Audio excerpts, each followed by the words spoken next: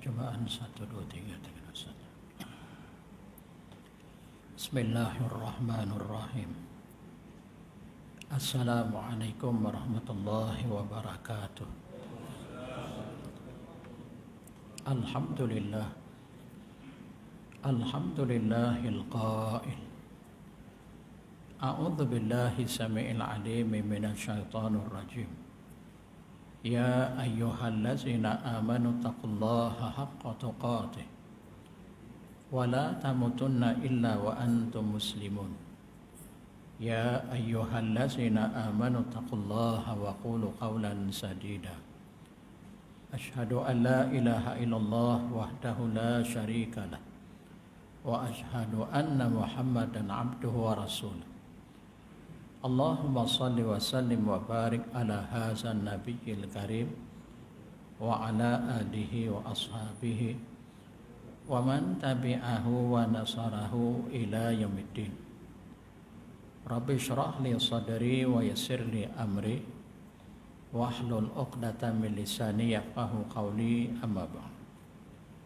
Yang dihormati lagi dikasihi saudara pengurusi, Tuan Imam, saudara yang menganjurkan pengajian kita pada malam yang berbahagia ini, ahli-ahli jawatan kuasa, seterusnya muslimin, muslimat, hadirin, hadirat, tuan-tuan dan puan-puan, para jemaah, anak-anak yang dikasihi sekalian.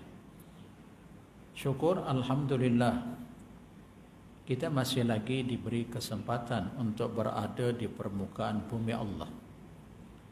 Dengan arti kata yang lain, ketika ini, pada masa ini, kita masih bernafas, masih bernyawa.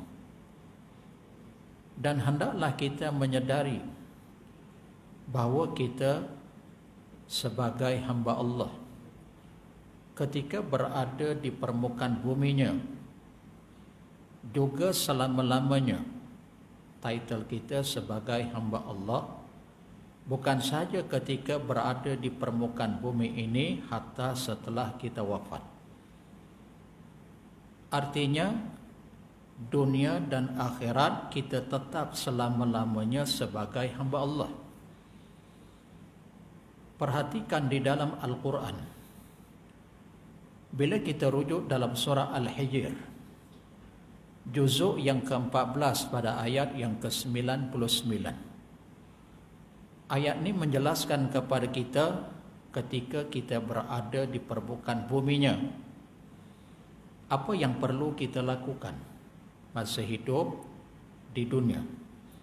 Allah akan berfirman, A'udzu billahi samii'il 'aliim minasyaitonir rajim, wa'bud rabbaka hatta ya'tiyakal yaqin. Pertama, Allah memerintahkan kita wa'bud rabbak, sembah olehmu akan Rabb pencipta kamu. Tugas kita di permukaan bumi Allah, Allah memerintahkan kepada kita wa'bud rabbak. Kalimah wa'bud itu fi'lul amar, perintah daripada Allah. Perintah daripada Allah ni dihuraikan oleh para ulama tafsir, ulama lughawiyah, mengandungi dua perkara. Salah satu di antara dua perkara, bila sebut je perintah Allah, pasti yang pertama wajib. Atau kalau tak wajib, yang kedua sunat. Nah, ayat tersebut fi'lul amar, perintah wajib. Ittifaqul ulama, kesepakatan para ulama, tidak ada khilaf. Tidak ada perselisihan pandangan dan pendapat di kalangan para ulama. Artinya manusia yang berada di permukaan bumi Allah, bila mereka itu sudah taklif. Apa maksud sudah taklif? Taklif ni maksudnya sudah dibebani. Dalam ilmu fiqh, kalau kita mengaji taklif seumpama mukallaf. Ya, mukallaf ni Islam, baligh, berakal, 3. Ya, kita Islam, lahir kerana ibu ayah, datuk nenek moyang kita yang terdahulu Islam. Tapi ada juga orang Islam di kemudian, maksudnya mak ayah dia non muslim, berada di permukaan bumi Allah baru di Islam. Nah, kita nak membahas tadi, nak menghuraikan kalimah taklif. Mukallaf dalam ilmu fiqh, pertama Islam, yang kedua baligh, kemudian yang ketiga dia berakal. Nah, bila tiga perkara ini berlaku kepada diri seseorang, bermula daripada dia baligh, maka ada hukum hakam. Dia buat kebaikan, dia diberi pahala. Dia buat kejahatan, dijanjikan iqab, pembalasan, azab. Nah, bermaksud Allah perintah dalam ayat tadi, pertama, wa'bud rabbak, hendaklah engkau hai manusia menyembah akan Tuhanmu. Masa di dunia Allah perintah kita untuk mengabdikan diri kepadanya, menjadi hamba kepada dia, bukan hamba nafsu, bukan hamba akal, bukan hamba kepada sesiapa. Kita bukan hamba manusia, bukan hamba kepada nafsu kita, bukan hamba kepada akal. Maksudnya hamba ni dia menurut perintah Sang Pencipta. Hamba ni kalau dalam istilah dunianya, kalau kita bekerja dengan seseorang, kita sebagai hamba, sebagai kuli kepada Pak Tuan, kita kena sedar, kita kena menyedari kita ni hamba kepada Pak Tuan. Maka kita tidak boleh sewenang-wenangnya, kita tak boleh berbuat sesuka hati, sebab kita terikat dengan perintah Pak Tuan kita. Nah, siapa Tuan kita? Allah Maha Pencipta. Allahul ladzi khalaqas samawati wal ard. Allahu fatirus samawati wal ard. Allah yang telah menciptakan langit dan bumi. Dia telah menciptakan, dia telah mengadakan langit dan bumi. Wa ma bainahuma, bahkan barang yang di antara keduanya. Siapa yang menciptakan? Allah. Nah, sampai bila kita diperintahkan untuk beribadah, untuk menjadi hambanya, hatta ya'tiyakal yakin, sehingga datang keyakinan kepada kamu.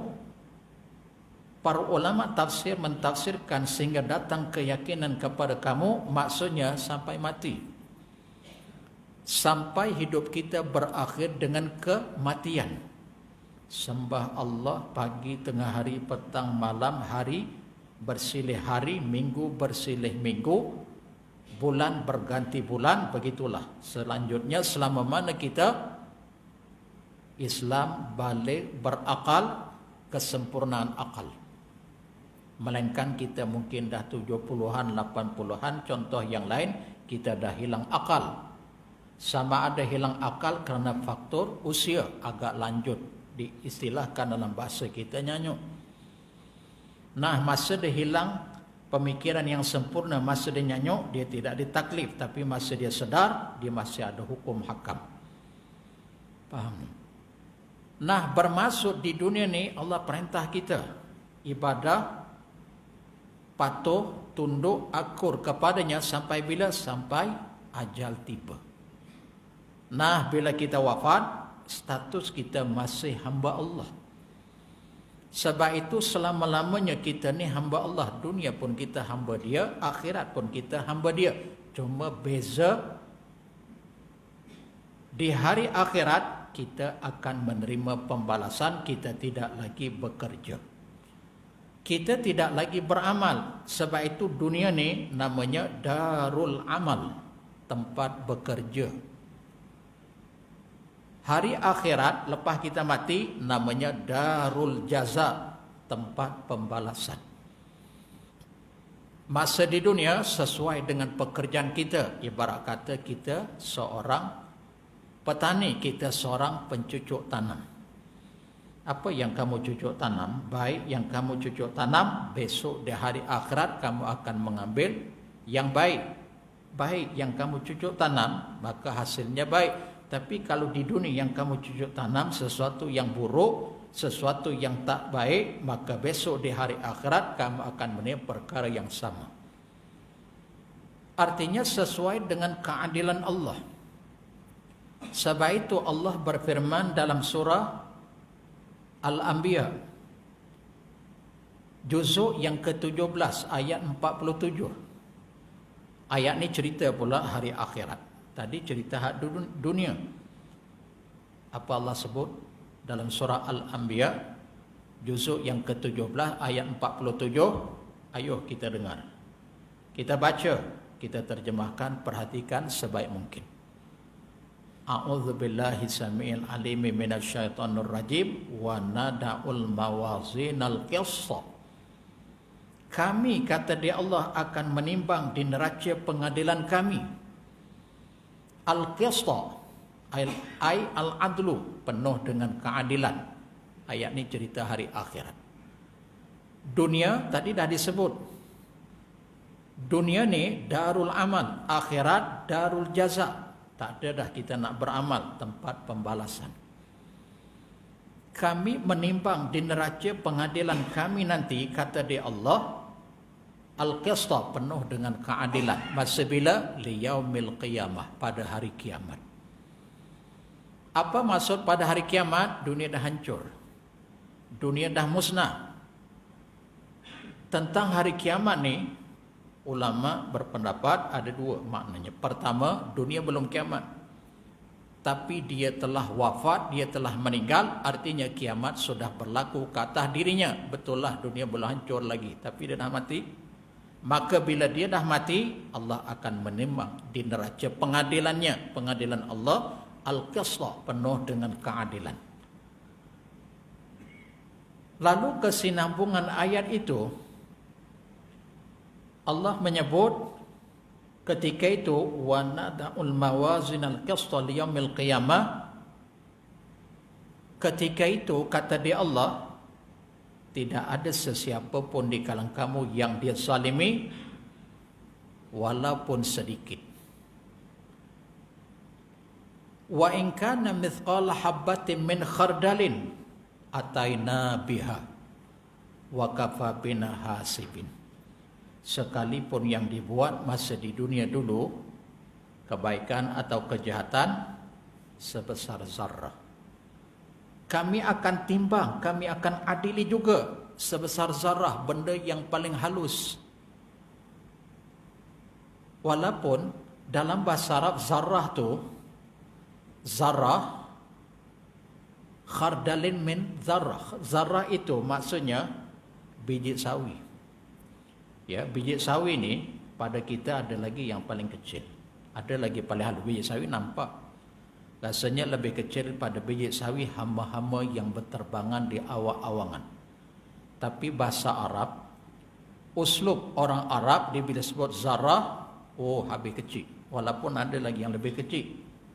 Sama juga Arab bila sebut al-misku rih. Al-misku kan disebut dalam hadis, famus saim, bau mulut orang yang berpuasa ini lebih harum daripada rihil mis, daripada bau kasturi. Pada kita orang Melayu, rasanya ada lagi bauan yang lebih wangi daripada kasturi. Uslub Arab, kebiasaan orang Arab. Bila sebut rihul mis, habis wangi dah. Sama juga zarrah, walaupun ada lagi yang paling kecil, tapi uslub Arab, kebiasaan Arab sebut al-mis, kasturi ni habis wangi, zarrah habis kecil.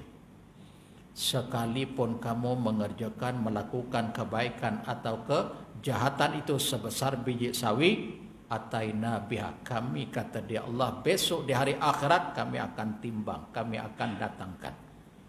Wa kafa bina hasibin, cukuplah kami yang akan menghitung, yang akan memuhasabah. Kami akan mengadili. Masa itu tak ada siapa yang dapat memerintah, tidak ada siapa yang boleh menguasai keputusan Allah. Allah sebagai hakim, Allah sebagai penghukum, tak ada siapa yang boleh mengatasi, tiada siapa yang boleh mempengaruhi, tidak, mutlak Allah. Nah, sebab itu tuan-tuan, ibu-ibu yang dirahmati Allah sekalian, ketika berada di permukaan bumi Allah, jangan lupa alpa dan lalai. Kesempatan yang ada pada ketika ini, pada hari ini, kita boleh muhasabah diri. Diri kita lebih tahu. Agak-agak kita ni mana banyak kebaikan dengan keburukan. Kalau kita rasa keburukan lebih banyak, stop. Kita kena menyambut Ramadan Al-Mubarak. Bila tiba je satu Ramadan, Maghrib, kita katalah contoh 13 hari bulan 4. Hari Selasa, kan hari Senin disiarkan akan tengok anak bulan. Kita katalah 14 hari bulan tu, 13 hari bulan 4, hari Selasa puasa. Pada hari Isnin, azan Maghrib, malam tu kita dah start tarawih. Walaupun puasanya besok, betul? Maka bila tiba satu Ramadan, maksudnya malam tu dah dianggap satu Ramadan. Walaupun puasanya besok siang, hari Selasa. Tapi hari Isnin, selepas solat Maghrib, sudah masuk satu Ramadan. Apa yang berlaku? Dalam hadis riwayat Imam At-Tirmizi, bila tiba je satu Ramadan, malaikat ni yang berada di langit turun berduyun-duyun. Kerana Ramadan syahrus syuhur, penghulu kepada bulan. Kalau penghulu kepada hari, itu kita sedia maklum, Sayyidu Ayam Yaumul Jum'ah, hari Jumaat.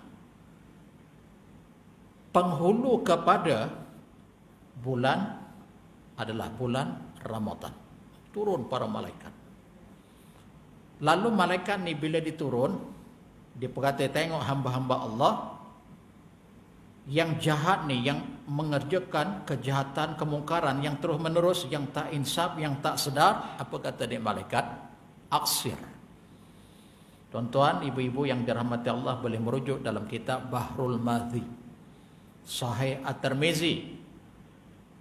Bermaksud para malaikat ni menyebut kepada orang itu yang mengekalkan, yang istiqamah, yang berkekalan, yang berterusan, yang berpanjangan melakukan kejahatan, yang tidak pernah insaf, tak pernah sedar, tutur kata, kelakuan, perbuatan, aksir. Cukup. Tapi yang mengekalkan kebaikan ni, bila tiba satu Ramadan, kata di malaikat, akbil. Terimalah habuan kamu. Selama ini kamu beramal, tapi ini satu Ramadan, kalau kamu beramal, akbil. Terimalah. Ganjarannya berlipat ganda. Kan? Tapi yang buat jahat, bukan disebut dilipat ganda kejat. Cuma malaikat merayu, seolah-olah begitu. Aksi cukuplah, hentikanlah. Yang buat baik tadi, alhamdulillah, buat. Teruskan, kamu akan terima ganjaran Allah berlipat ganda. Yang jahat ni disuruh berhenti. Nah, sebab itu kesempatan. Apa yang ada pada diri kita? Umur. Lagi harta benda. Lagi kemewahan, kesenangan, kekuasaan, kedudukan, semuanya dimanfaatkan. Pasal semuanya besok di hari akhirat semua akan dipertanggungjawabkan oleh Allah. Umur kita ditanya, harta kita, kekuasaan, kedudukan, pangkat, semua akan disiasat, akan dipertanggungjawabkan oleh Allah. Baik, kita berhenti bab itu dulu. Tuan-tuan, ibu-ibu yang dikasihi sekalian, saya nak mengajak tuan-tuan, ibu-ibu beramal dengan satu doa. Doa dalam Quran ini banyak. Ya, keperbagaian doa. Cuma di antara yang banyak-banyak tu, nanti kesempatan yang lain, waktu yang lain, ada kuliah, ada tazkirah, kita ajar doa lain pula. Kerana doa ni sangat bermanfaat, sangat berfaedah. Ya. Doa ni permohonan, permintaan bawah kepada atas. Ibarat kata Allah berada di atas, maksudnya maqam. Kita berada di bawah. Apa doa yang saya anjurkan? Ya, saya nak mengajak tuan-tuan membaca, menghafal, mengamalkan doa tersebut. Dalam surah Ali Imran. Ya, surah Ali Imran. Nah, kita bila sebut Ali Imran ni, kita jangan sebut surah Al Imran, salah. Nah, tak apalah, yang awam ni Kalau kita sebut surah Al-Imran, salah tu gagah sikit sesuai dengan martabat keawaman kita. Tapi ada juga ustaz-ustaz dia salah sebut. Kau ada khilaf ke ustaz? Tidak ada khilaf. Confirm salah. Kita kena baca surah Ali Imran. Kan kerap kita dengar, sering kita dengar, sila rujuk Al-Quran, surah yang ketiga dalam Quran. Pertama surah Al-Fatihah, kedua surah Al-Baqarah, ketiga surah Al-Imran. Disebut Al-Imran salah. Yang benar, yang betul, yang tepat surah Ali Imran. Apa maksud Ali Imran? Keluarga Imran. Kalau kita sebut surah Al-Imran, surah Imran namanya. Tapi Ali Imran, keluarga Imran. Siapa keluarga Imran? Ulama khilaf, berbeza pendapat. Pertama, apakah Ali Imran, keluarga Imran itu merujuk kepada bapa Nabi Musa alaihissalam?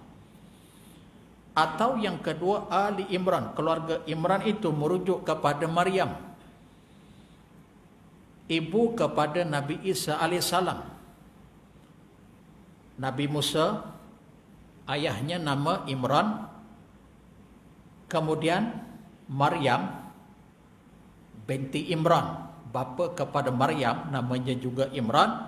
Dua orang yang berbeza. Bonda kepada Nabi Isa alaihissalam, kan Nabi Isa ni lahir tanpa bapa, betul? Bondanya nama Maryam. Nah, kembali pada surah Ali Imran, apakah merujuk kepada Nabi Musa, yakni ayah dia, atau merujuk kepada Maryam yang bonda kepada Nabi Isa tadi? Wallahu ta'ala alam. Tetapi kebanyakan jumhur ulama berpendapat Ali Imran ni merujuk kepada Maryam, bonda kepada Nabi Isa alaihissalam.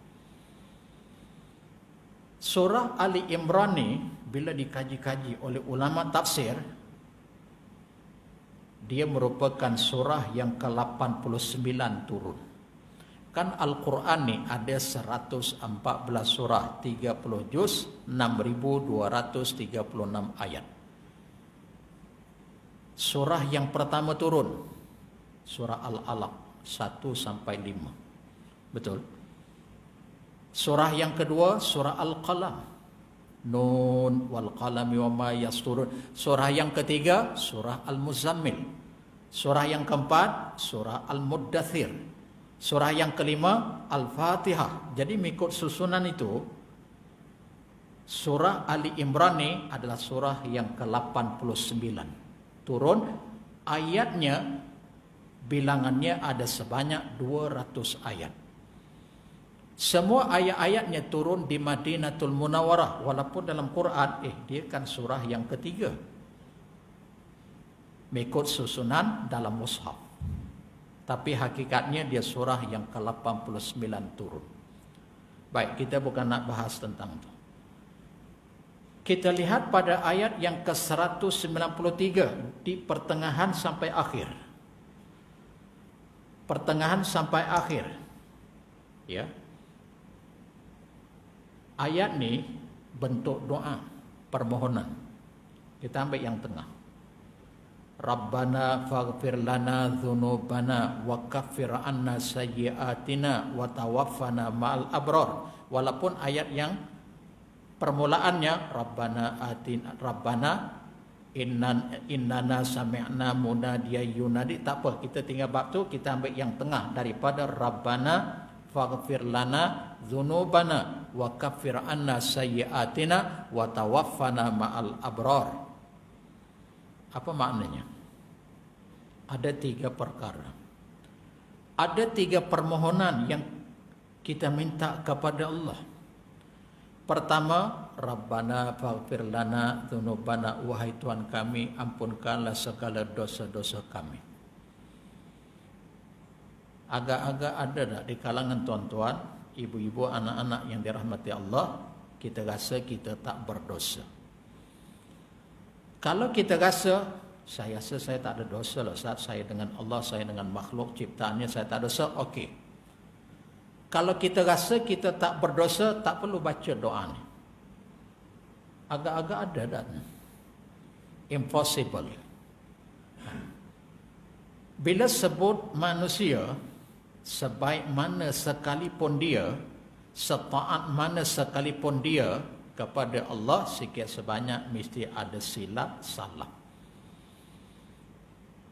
Kadang-kala disengajakan, kadang-kala tidak disengajakan.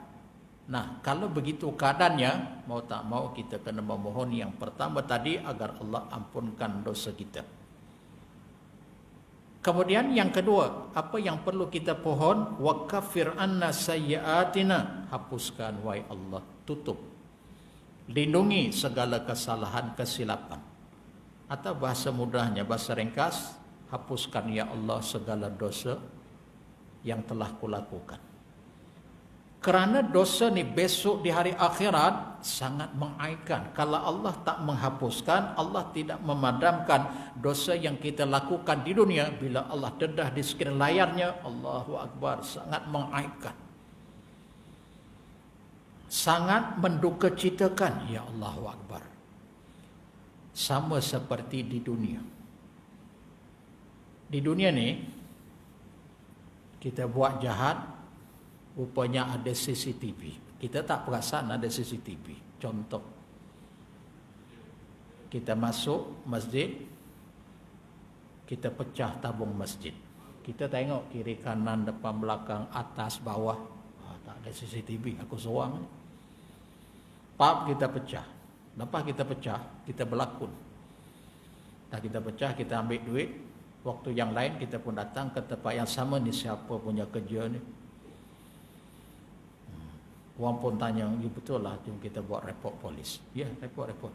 Dia very confident. Pasal dalam pemerhatiannya tak ada CCTV. Rupanya ada CCTV yang tersembunyi.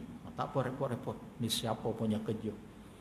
Dan kalau kita dapatlah uang yang curi duit masjid ni, memang kita belasah cukup-cukup. Asal jangan mati sudahlah sebelum kita bawa dia. Wah, cakap sedap. Wahlah dia punya kerja. Tiba-tiba kata dek pengurusi masjid, tak apa. Sebelum kita bawa ke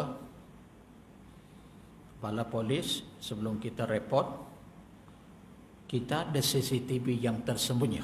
Ambil padang. Astagfirullah. Bila dari sebab begitu, orang yang berkenan mesti menggelisah dia. Betul? Bila didedahkan, tadi dia dah cakap siapa punya kerja ni. Kalau dapat dah uang yang pecah duit tahu, memang kita belasah, memang tak ada maaf. Dia yang cakap. Rupanya dia yang buat kerja. Bila didedahkan, betul, sangat aib. Begitu juga dosa kita di hari akhirat. Kalau Allah tak hapuskan dosa kita, Allahu Akbar, sangat aib. Sebab itu kita minta yang kedua hapuskan, padam. Kemudian yang ketiga, yang terakhir, wa tawaffana ma'al abrar. Matikalah kami ya Allah bersama-sama dengan orang-orang yang baik. Tuan-tuan, ibu-ibu yang dirahmati Allah, di masjid saya tinggal lebih kurang 2 minggu yang lalu. Solat Isyak atau solat Isyak. Ahli Korea saya. Masjid Baitul Mahabbah, set 27. Solat Isyak 4 rakaat. Rakaat pertama dah selesai. Allahu Akbar. Rakaat kedua nak naik rakaat yang kedua. Pasal kita ada CCTV, kita flashback. Kita nampak rakaat yang kedua tu kan sujud, dia nak duduk tu. Dia tak boleh nak duduk. Penghabisnya dia jatuh. Meninggal ketika dalam solat. Bab jatuh. Ya. Rakaat kedua, rakaat ketiga, 4 cepat. Telepo ambulan rupanya disahkan oleh doktor sudah meninggal dunia. Maksudnya pertama dia meninggal ketika sedang salat. Yang kedua dia meninggal di tempat yang sebaik-baik di permukaan bumi Allah, yakni di masjid. Yang ketiga bila dia salat, pasti uduknya masih bersama dengan dia. Betul? Allahu Akbar.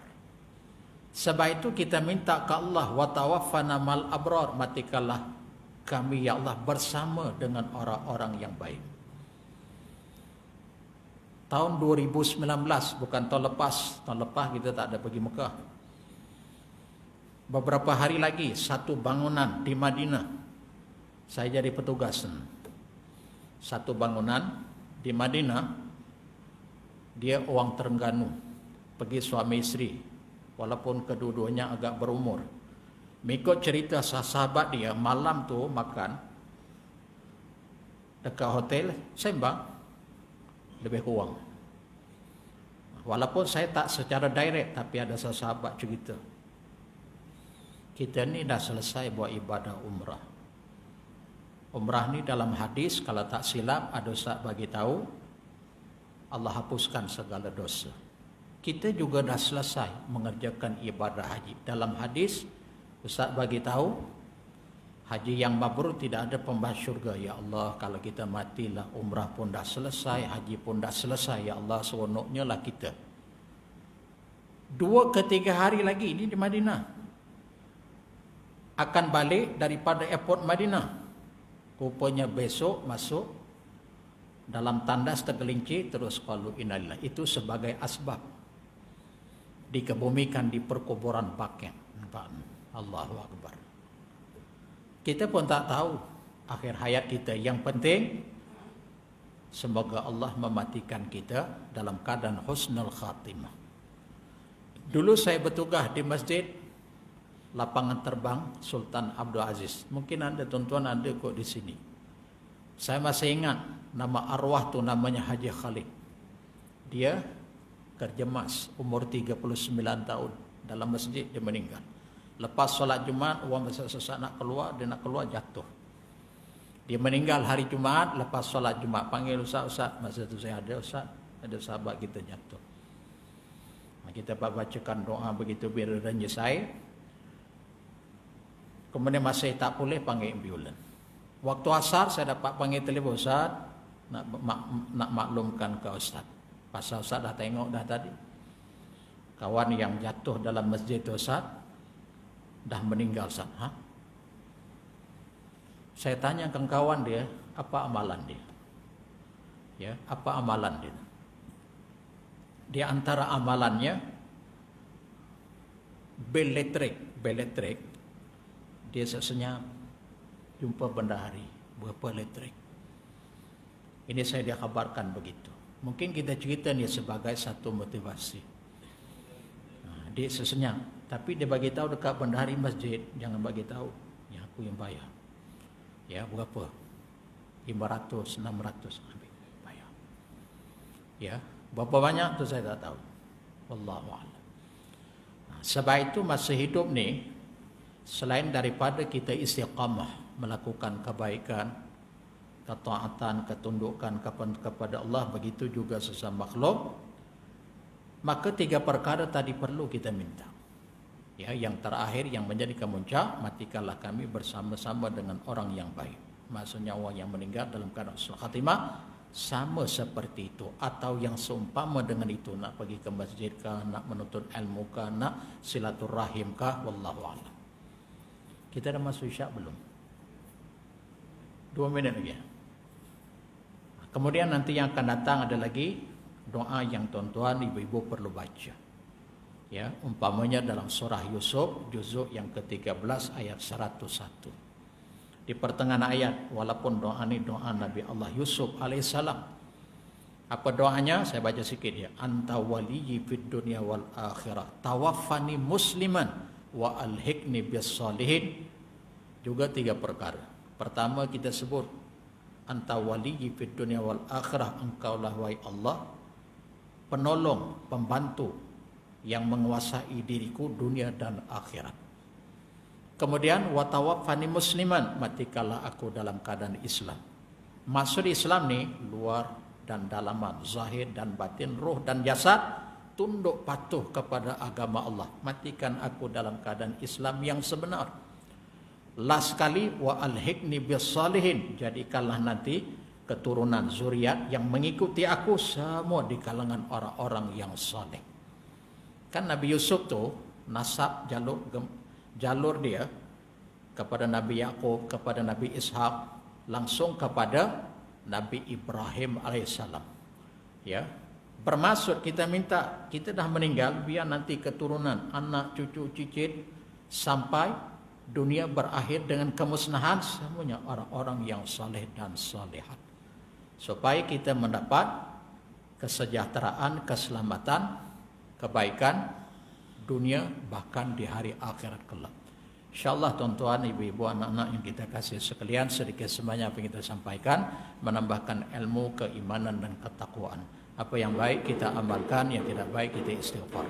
Aqulu qawli hadza wa astaghfirullah wa billahi taufiq wal hidayah. Assalamualaikum warahmatullahi wabarakatuh.